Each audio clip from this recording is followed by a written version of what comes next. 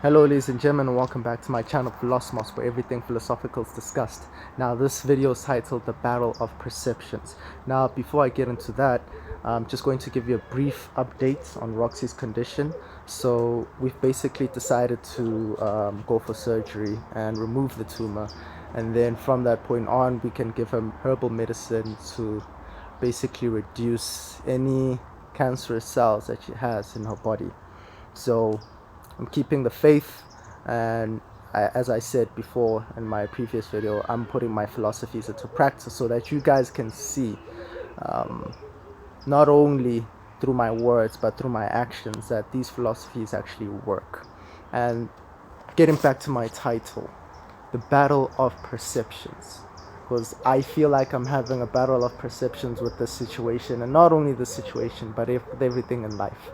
So everything in life, guys, everything in life is a battle of perceptions. So what do I mean by that? So basically every circumstance, every event, or every person that you will possibly encounter within life, you must first perceive that person. You must first perceive that event or that circumstance, and you perceive it within your own mind.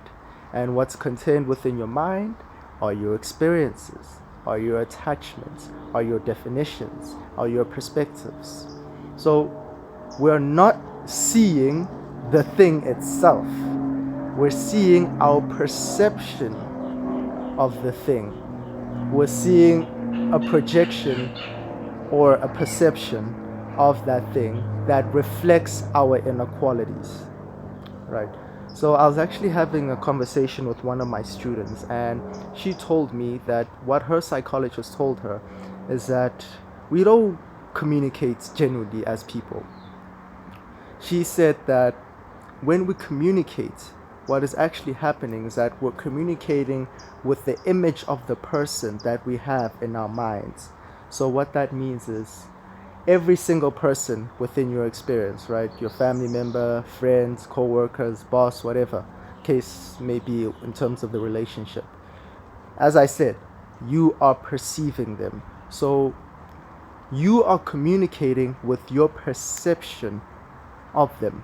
You're not communicating, in most cases, you're not communicating with the actual person. What you're communicating with is the image that you have of that person in your mind. So everything that they say, everything that they do will be filtered through this image that you have of them within your mind. Okay? So take this and blow this out of proportion and superimpose it into every circumstance in your life. Anything that you deal with, any hardships, any difficulties that you may possibly have, realize that it is all a battle of perception. There is no thing that is causing you pain. There is no thing external outside of yourself that is causing you suffering.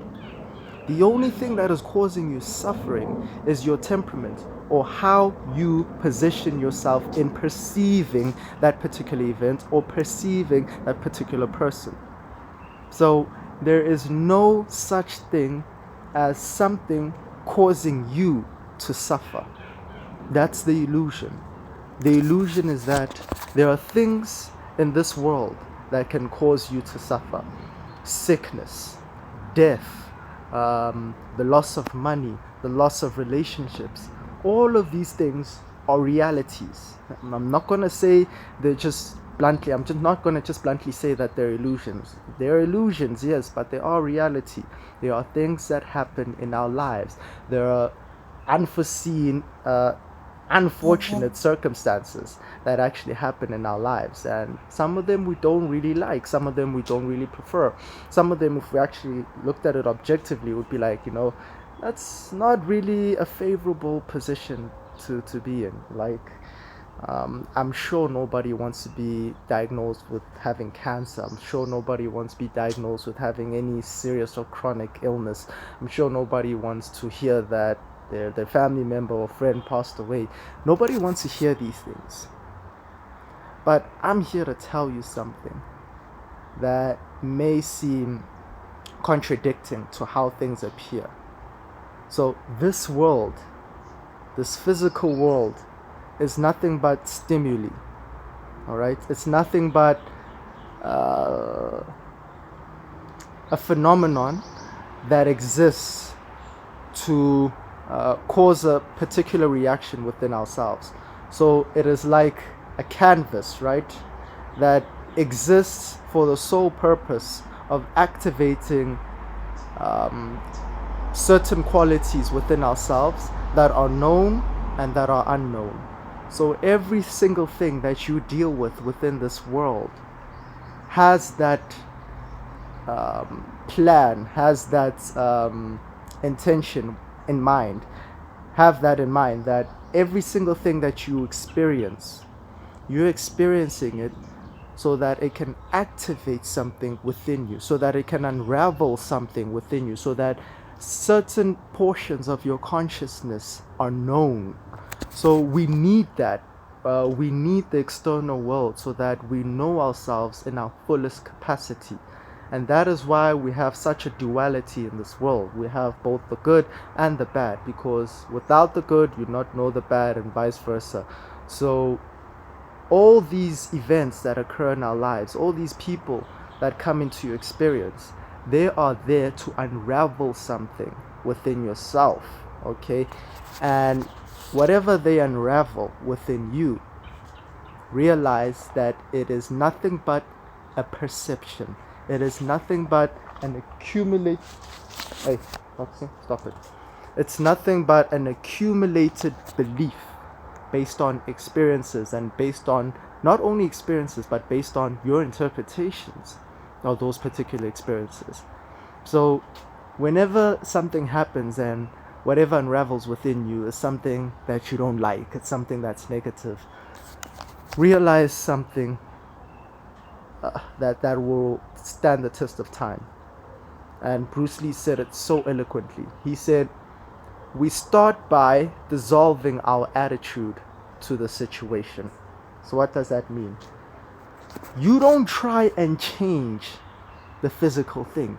You don't try and change and alter the events or circumstances or the people. Like, for instance, with Roxy, right? With my dog who's suffering from a skin condition, like, that's cancerous. I am not trying to deal with this thing. Of course, on the surface level, I am dealing with this thing physically. I'm giving her the appropriate medication, and I'm dealing with the tumor in the physical way of cleansing it and all that kind of stuff. But that's only 20% of the work. In fact, 10% of the work. The other 90% of the work is here. Why?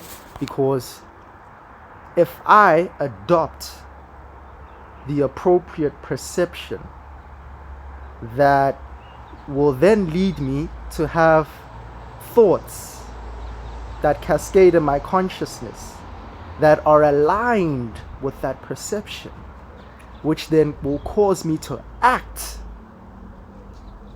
according to those perceptions, then I increase the probability of having the outcome transpire in a way that is favorable to me.